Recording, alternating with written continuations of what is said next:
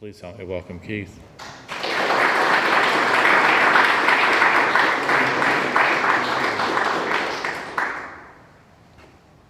My name is Keith, and I am an alcoholic. This sobriety date is 11/26/07.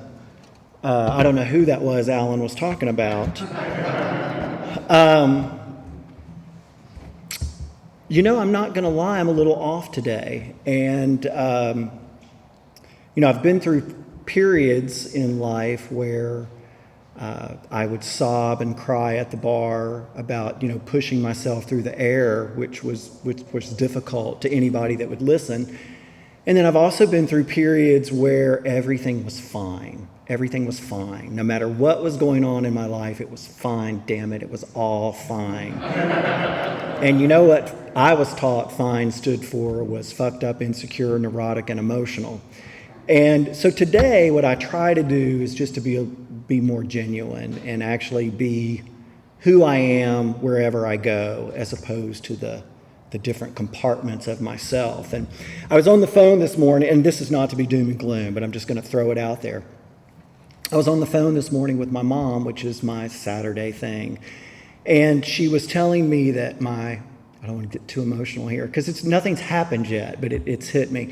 But she was telling me that my favorite aunt, who has truly been like my second mom, they are very, very, very certain that she has leukemia and is going for the bone marrow biopsy. And that's serious at any age, but it's very serious at her age. So, that news has kind of weighed on me today. And there was also a time where I would have maybe been angry at my higher power or asked don't let that be.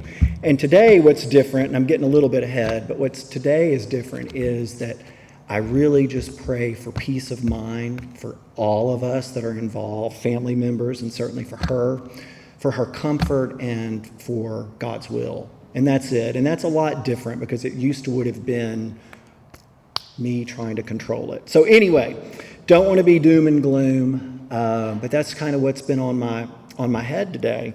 And I'm actually grateful because, a long time ago, that would have been a really good excuse to have started. If I wasn't already high when I got that news, that would have been a really good reason to get high. I was born and raised in Memphis, Tennessee by two loving parents. I was fortunate enough to live 2 doors down from my grandparents, and my Meemaw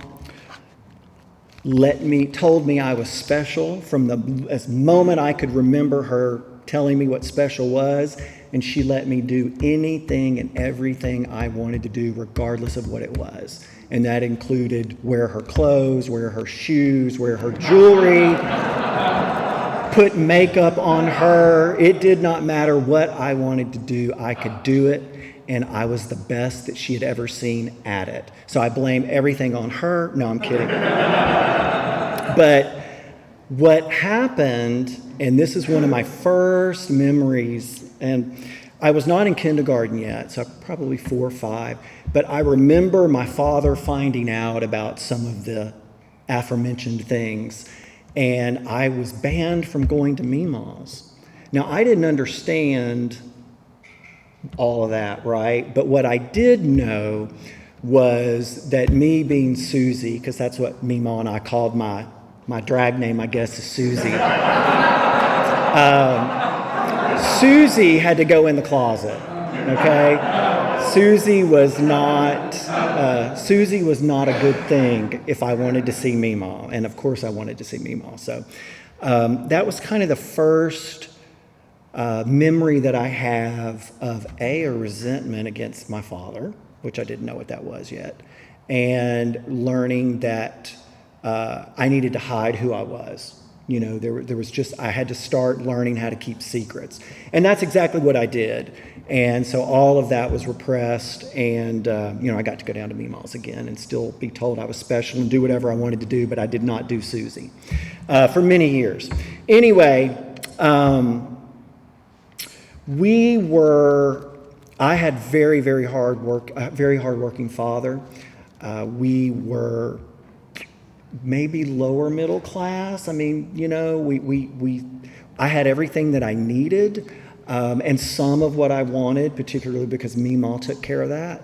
But, my dad did struggle financially, but what was different and what I had a resentment about as a child was he struggled because my mom and dad decided to send us to private schools.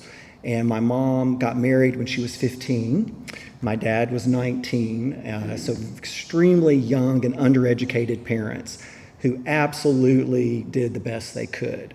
And, I am very proud of them today and for the sacrifices that they made so that I'm the youngest of three, so that me, my brother, and sister could have an education. It was important to them for us not to be like they were. So they, don't be like us. But when you go to private schools and you're the poor kid, that does something to you too. And so I have a different perception on that today, and that's only through this program. So my first escape was reading. My house was full of love, but it could also be full of chaos. I was definitely bullied by my older brother, and I just would escape into reading. I read and read and read, and I created a whole family. Had a family tree. It was all very organized because I'm a lot of things, but I am organized. I can assure you, back in the day, the crack pipes were organized. They were never out of place.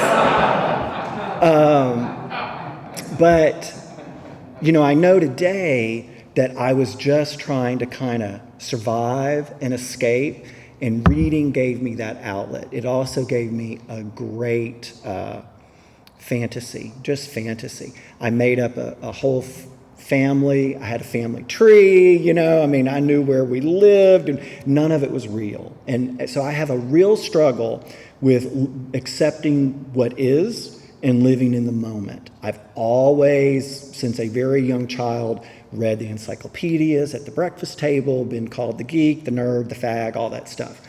And it's all true, but, I didn't realize that that's what I was doing at such a young age until, many years in the program and working all the steps.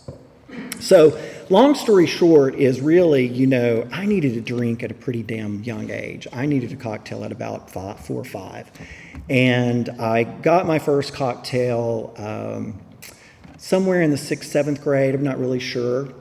And my parents were not drinkers. They had the bottle of Calvert, which is awful whiskey, by the way, if anyone doesn't know that. Awful whiskey above the Vinahood thing that was used every Christmas for the bourbon hot dogs. You've got to have those cocktail sausages with a little bit of bourbon in there. And so my friend, I still remember him to this day at the time, my friend Derek, I won't say his last name. My friend Derek and I got into that bottle, and we took a few pulls. It tasted like shit, but I totally remember that heat going down. And I also, so many people say this, but it really is true. I also remember that. I really, really, really do. Because I tried so hard to not be that effeminate little boy, that just absolutely loathed athletics. God knows I sucked at them. Y'all, I used to get U's, which were unsatisfactory in PE because of my motor skills. And finally, my wonderful teacher went to the PE teacher and said, you're keeping this little kid off of the honor roll every single quarter because of PE. Can you give him a break? Now, I'm not exactly sure that was the conversation, but, that's exactly what happened. And from that time on, Miss V, who was, honey, y'all, she was the best lesbian in the world, but I didn't know that then. Miss V kind of gave me a pass in the PE. I kind of got to do whatever I wanted to do. Oh, okay, you want to run and stay in shape? Okay, well, you go jog the football field while we're in here wrestling. No, that was not going to work for me. And so there we were. So that drink was wonderful, and I couldn't wait to do it again. And we did do it again. In fact, we did it so much that I had to get the brown watercolor and fill that bottle up so Mom and Dad wouldn't know. And that really started my drinking very early. I had older brother and sister, and they were more than happy to buy it for me. So what ended up happening for me is that by the time I'm in the 7th grade, my poor sister, God love her, for whatever reason, every Friday and Saturday night, I would hang out with her and her boyfriend. Don't you know the boyfriend was thrilled with that? But the boyfriends, my sister's never been, you don't ever know which one or how many there's going to be. And that's true today even. But they would take me with them, and they would buy me a half pint of Seagram 7. I would put a straw in it. I would slam that in 2 drinks, no chaser, no mixer. That's for wussies. Because what happened for me is that I could I don't have any idea, I really don't. I have zero idea of drinking like a normal person or drinking, all pretty and elegantly. I have no clue. I want to check out as fast as possible.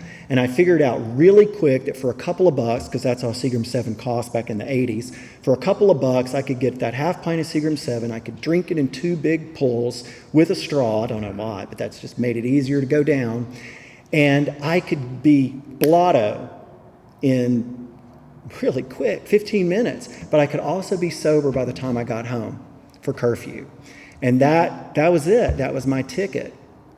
What also happened is the little 4-eyed, kind of geeky, smart kid at school became really cool because I was now the party guy, who I would now get my older brother to buy beer and all this other stuff for everybody, right? That gave me some power, and that continued later. So we fast forward, y'all, this just continues. I mean, by the time I'm in the 8th grade, I'm smoking pot on a regular basis. We would go to church. I went to Catholic schools, and we would go, and y'all know about those Catholic people, right? I don't know if you do or not, but I'm going to tell you, there was more drugs and alcohol at the Catholic schools than there ever were at the inner city public schools. So there we were. We would go to these lock-ins, and me and my little group, we would sneak out of the lock-ins, and we would go do our deal and then sneak back into the lock-in before sunup. And it just seemed perfectly normal. It really did, and I think back now and I'm thinking, good Lord, we were in the 8th grade, that was a lot going on for the 8th grade, but that's just the way it was. And for myself and the people I was hanging out with, it just seemed normal.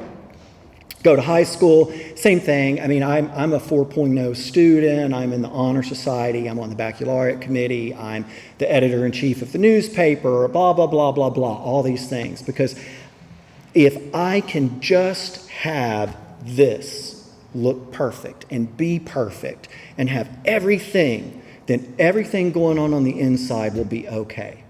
And that has been a story of my life since I was a little kid. Backing up just a little bit, I want to tell you a real quick story about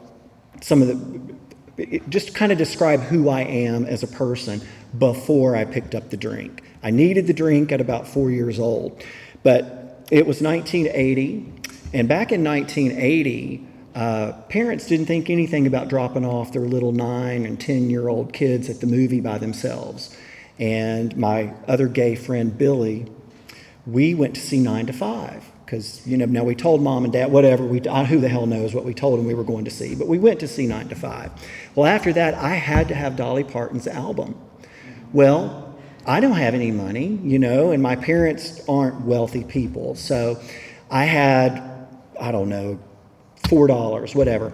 Go to Kmart, because that's where you went back in 1980. The album was there, and I figured out that I only had this much money, and the album cost this much. Well, I just switched the price tags around and got my album. And I share that with you because that then became another pattern of mine. I don't have any issue switching price tags around. I've got $5, what I want's 10. Switch them up, go, I don't think anything about it. I wasn't raised that way. I certainly wasn't taught that at St. Paul and Bishop Burns schools. I just did not have any issue doing whatever I needed to do to get whatever it was that I needed to get. And that would also continue. So now I haven't had a drink yet. And that is just a part of who I am. I will do that. I've learned through the program that's not a good way to live.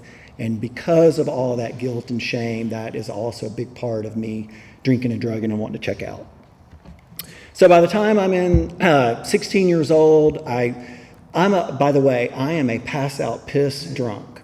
So by the time I am, a sophomore in high school, I can't drive home. I can't do anything. Somebody else has to do that because I'm going to be passed out, and a lot of times I'm going to pee myself.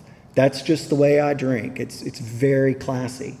But what was introduced to me at 16 was this fabulous white powder, and that white powder stopped all that.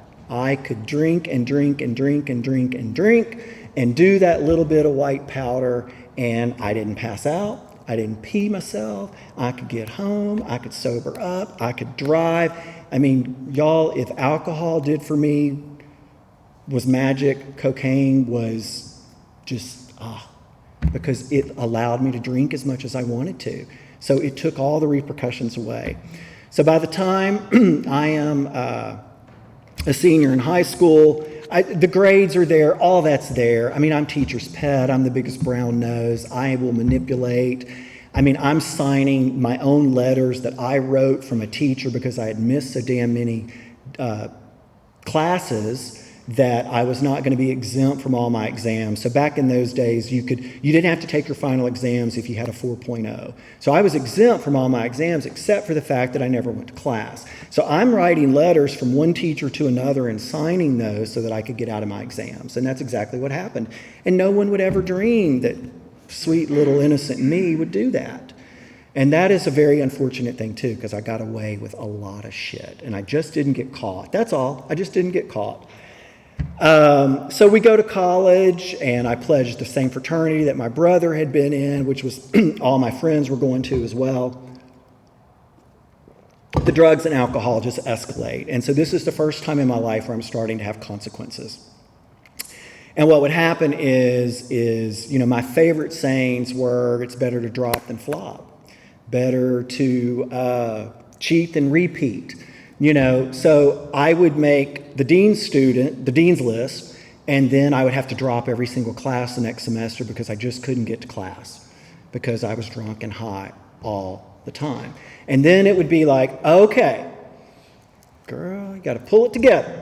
And I would pull it together and I'd make the dean's list. And maybe the next semester only take 2 classes and get a B because I'd drop the other ones.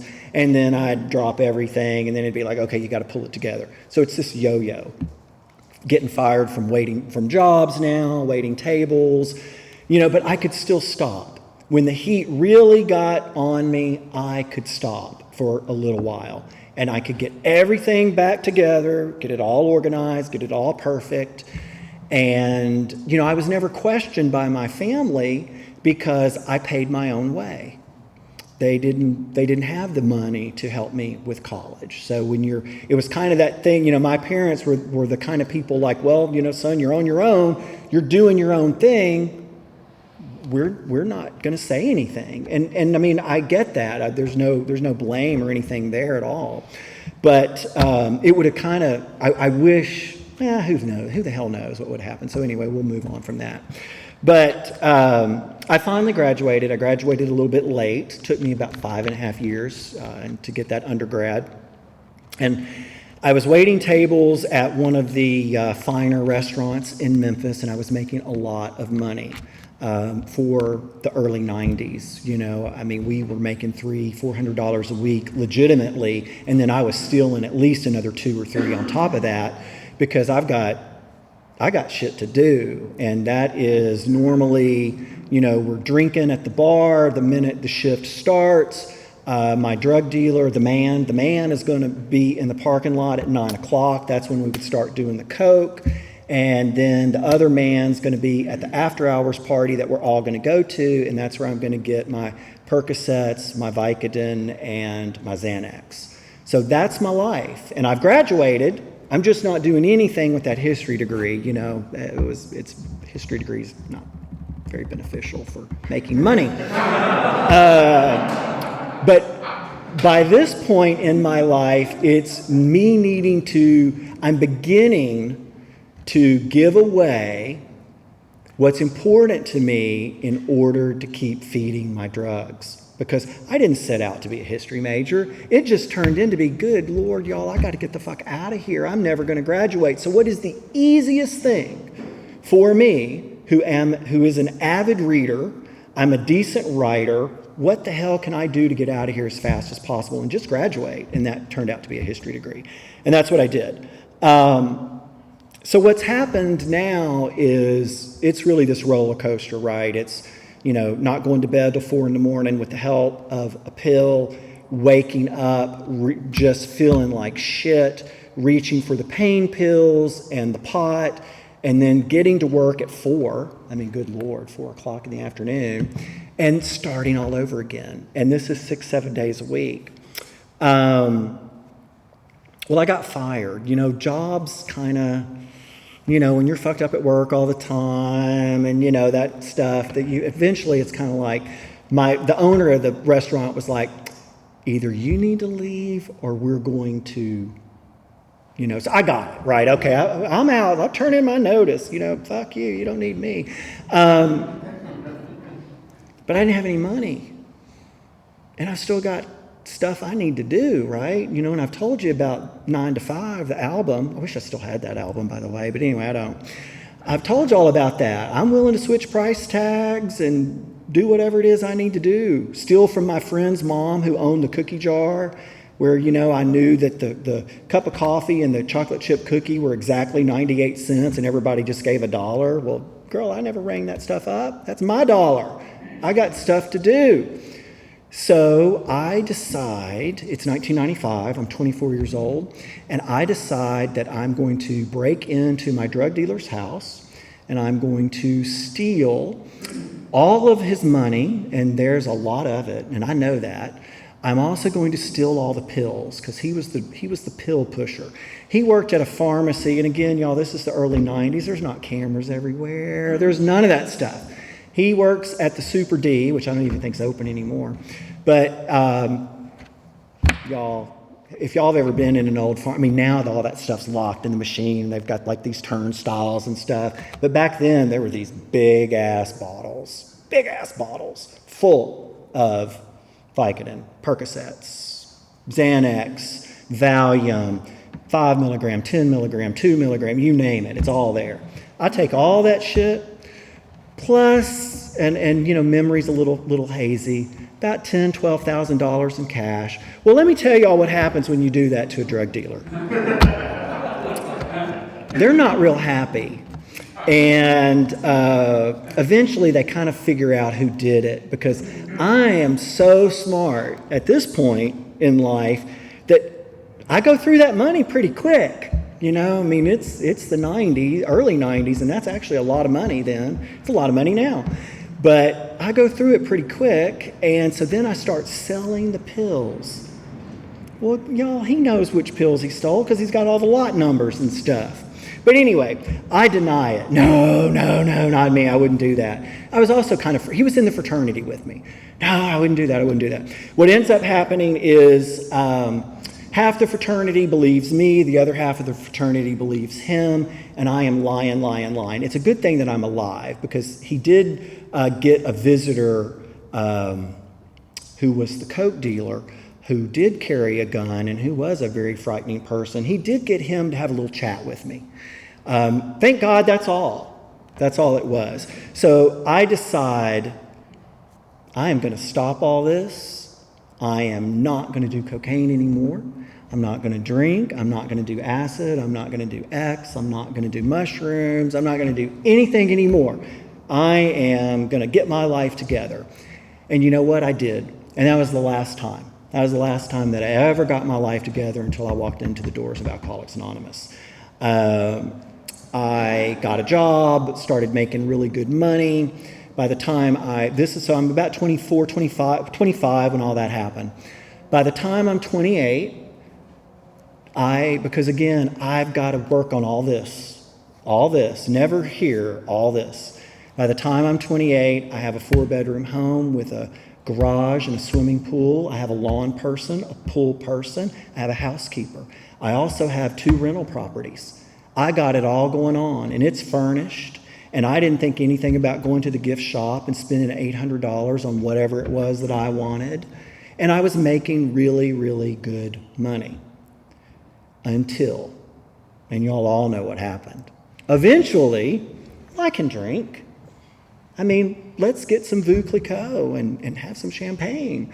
Great. It would start out like that, but it would end up with a box of Franzia and me cutting the corner off trying to get the last drop. And then what happens is I start passing out and pissing again. I mean, that didn't change. So then I've got the white powder again. And now I've got the money, though. I don't have to steal from the restaurant or any of that anymore. I'm making good money. It's all gone. Then starts, and I'm going to get sober here in a minute, then starts this cycle of me really sincerely give me a lie detector test. I want to stop. I don't want to do this anymore, and I cannot stop. I give my credit cards, my debit card to a friend. I give my checkbook to a friend. I'm doing everything I can to stop, to control it. And I can't stop, no matter what. Jeff, who's I'm still friends with today, took over all my money. He's paying the mortgage. He's paying the car note because I can't function anymore. And you can't make a lot of money going to work on Wednesday. They don't like it. They don't like it. Because what's happening is Suicide Tuesday. I come to on Tuesday, I get in the bathtub with Sarah McLachlan fucking playing, which is so depressing. I'm already so depressed, and I'm bawling and sobbing, and I get a little food in my stomach, and I pass out. And I wake up Wednesday, and it's like, oh, well, I feel better. I do. I genuinely do feel better. You know, Tuesday, I swore I was never going to do this again. I do feel better on Wednesday, but I'm not going to drink and drug anymore. No, ma'am, not going to do it. Thursday's Will and Grace night, y'all. We're going to the bar.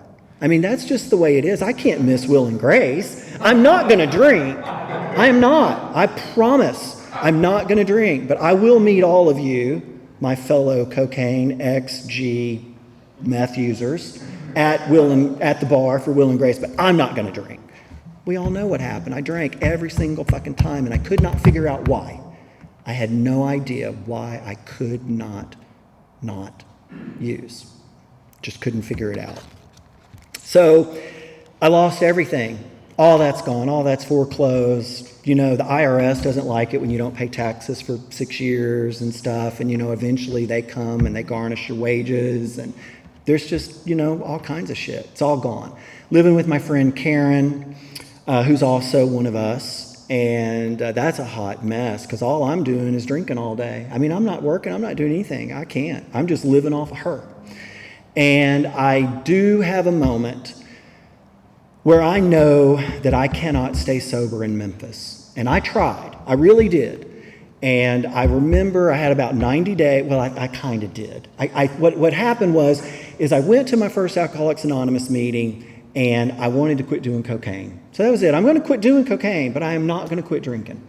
I cannot imagine life without alcohol. I can't. Plus alcohol, I mean, you know, it's social. It can be quite lovely, especially if you have the right glass. And, you know, I mean, who doesn't love a chocolate Godiva martini with kettle? I mean, you know, it's lovely. It's so, you know, there's just something just sexy about it, in my view. But not cocaine, right? I'm done with that. Well, I remember I was about 90 days sober, and I went to Pizza Hut to pick up my pizza, and there was the man. Hadn't seen you in a while. Where you been?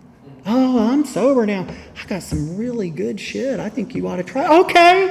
I'm done. So I pack everything I own, which at this point is not much, into my car, and I relocate to Fort Lauderdale, Florida to get sober. And I know geographics, if you're not going for a purpose, are typically horrible, but I was actually going to get sober. Problem is, I don't have anywhere to live. I mean, it's a hot-ass mess, y'all. So I'm living with Karen's lesbian friend's straight brother who said I could sleep on his couch for a couple of nights. I don't have any money, though. I mean, I just go. Or I have a little bit, but not much. So I'm on the beach every day. If any of you have ever been to Fort Lauderdale, it's very hot to be on the beach, Sebastian Beach, which is the gay beach. And me and my little square cut, honey, I'm there. I got it going on. I weigh about 118 pounds. You can see my ribs. And I'm crying all day at the beach, writing in my journal about how life has done me wrong. True story. And I do finally, thank God, make my way to Lambda. And that saved my life. I will remember going to the first meeting. And of course, I'd been to AA before, right? But this time, y'all, it was up. I mean, I was broken. And I was willing to do whatever. And I met a man that many of you have heard me talk about at my very first meeting. His name was Ignacio. And you're going to hear me talk a lot about Ignacio tonight. I do have a few of his little Ignacio-isms that I wanted to make sure I didn't forget. But I met him the first meeting I went to. And he approached me after the meeting, told me how glad he was that I was there, introduced himself, how glad he was that I was there, and asked me if I could stay for about 10 minutes and just help him straighten up a little bit. And I said I could, because, I like to people please, and I want you to like me, so whatever you want to do, sure, let's do it. And I did, and we talked a little bit, and he said to me, I would just love it if you would meet me here tomorrow. I just really have loved talking with you. And if you'll come here tomorrow, I'll meet you. And I would love to talk to you some more. Well, y'all, that was the first time in a long time that anybody had asked me to stay or to come back. Usually they were telling me, we don't want you here anymore because you've pissed my sofa. You've peed in the walk-in closet. It wasn't a bathroom, girl. So, I'll never forget that. And that began a journey. And, he did some wonderful, wonderful things. He took Parcheesi little tokens, the little pieces, the yellow, red, the ones you moved around the board.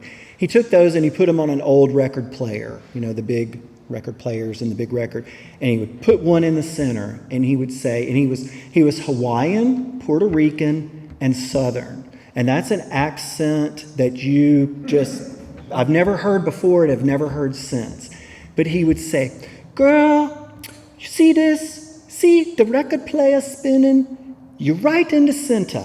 You're safe. But what happens when I put it to the edge? Ooh, it fall off.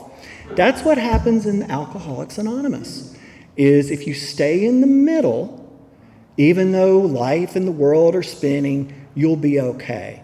It's when you get to the edge that you fall off. It was little things like that he did. And when I was brand new, I couldn't make many decisions for myself. Here's this smart guy that's so red and all that. And I would call him up, usually crying and smoking Marlboro menthols like crazy. And he would say, have you prayed? Did you get on your knees when you got out of bed? No. Well, do that, have your coffee, eat something, and call me back. Oh, okay. Say thank you. Please keep me sober today, because that was all I could do early days. Get a little coffee, eat, smoke some more cigarettes, call him back. Have you made your bed? Have you cleaned your room? Have you loaded the dishwasher? He taught me how to do everything because, I'm spoiled fucking rotten. My grandmother did it all for me, and then I had maids and all that, or then I was just too drunk to care. So I learned the importance of making my own bed, keeping my room clean, keeping the bathroom clean, learning to cook. He ordered me these little cooking cards. And, today I'm a pretty darn good cook, but I was not so good back then. I made something one time and literally the dog wouldn't eat it. And that is not a lie. That is not a lie. Ignacio came over and he said, girl, we better order some pizza. And that's what we did. Some other things that I had to learn Y'all, I'm so selfish and self-centered, and I only think about me. I remember I did get a job and I got a place to live, and those people in recovery surrounded me.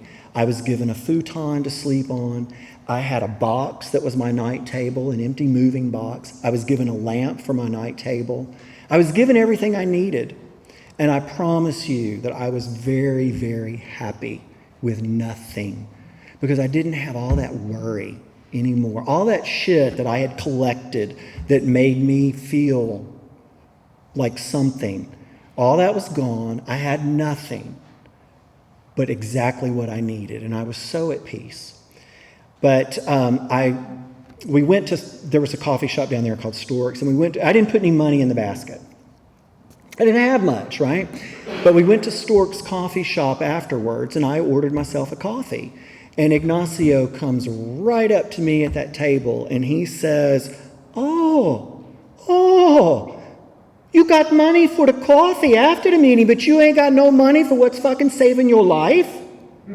I never did that again. I promise. I always make sure I've got some money for the basket.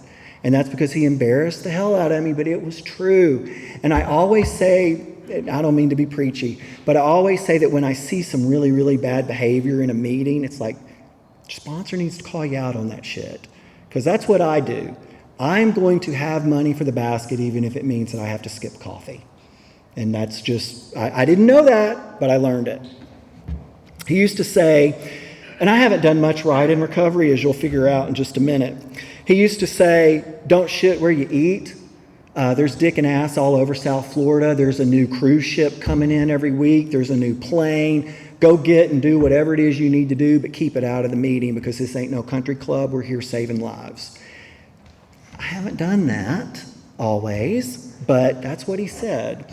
The first time I didn't do it was at 6 months, and he said to me and the other guy who had 9 months that became my higher power, and it was such a lovely relationship that fell apart so beautifully. Drama at all the meetings. You know, we shared at one another in the meetings, and we cried at one another and stuff. And Ignacio said, it's like two garbage trucks colliding on I-95. But he said, when it's over, and it will be over, if you stay sober, I'll be there to help you pick up the pieces. And that's exactly what he did. He used to say, sounds like I'm telling a story, and he's no longer with us, y'all. He died sober. He had a massive stroke and died. And I miss him every single day. But he used to say, shut your mouth and open your ears. No one wants to hear you spread the disease that we are trying to get well from. It's true. He said, shh, we don't want to hear from you anymore for a while. Because all I did was come in and tell you the problem and whine and moan at every meeting. And one time he was telling me this story about a date he had gone on, and it's just me. I turn it into my story so fast. So before he can even finish, I don't remember all the details, y'all, but somehow I've turned it into about me. Oh, well, and he looked at me and he said, I want you to spend the next month not using the word I. You cannot say the word I. You cannot use the word me unless asked a direct question. He said, you are the most selfish and self-centered person that I think I've ever known. I was like, fuck, that hurt a little bit, but he was right. And you know what? I learned to listen. He taught me to listen to people and not just immediately turn it into my story, because that's what I want to do. And I'm just going to give a couple more with him. He used to say there's lots of teachers in recovery. Some will show you what to do. Others will show you what not to do. Be sure that you pay attention and that you know the difference. And that's so true. I've seen some people in these rooms with 20 plus years of sobriety, and y'all, I don't want what they have. They're miserable, and I don't want to be miserable. I didn't go through the shit that I went through to get here.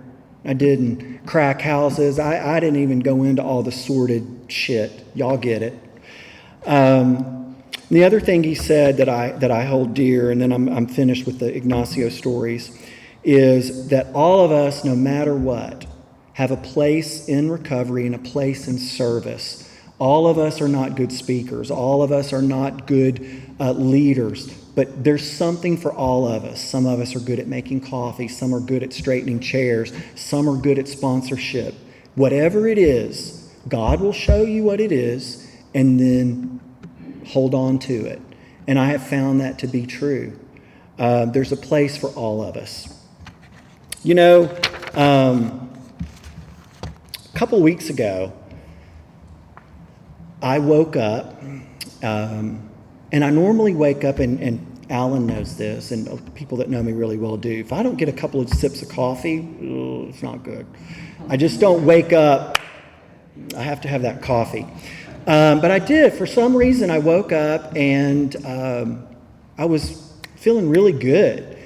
And I was lying in bed, and Scott's next to me. I have Georgie, who's my kitty cat, Lady Mary, my other kitty cat, and Bailey. And we're all in bed together. And I had what is, I've come to know today as a spiritual awakening. For a moment, I wish I'd love to say, oh, it's lasted forever. It's lasted till now. It just doesn't work that way for me. But for a moment, it was as though I've been taught that my higher power is the sun. And it's just whether I'm going to have the umbrella open or down as to whether, I'm going to be able to receive the grace. And for a moment, the sun just came right through the ceiling, right through the roof, and I was so at peace and so content. And for me to have that experience, because I'm the guy who has spent nights in jail, come to in crack houses. I've had to have surgery because I let people do things to me that aren't safe because I'm too high to care. I'm that guy.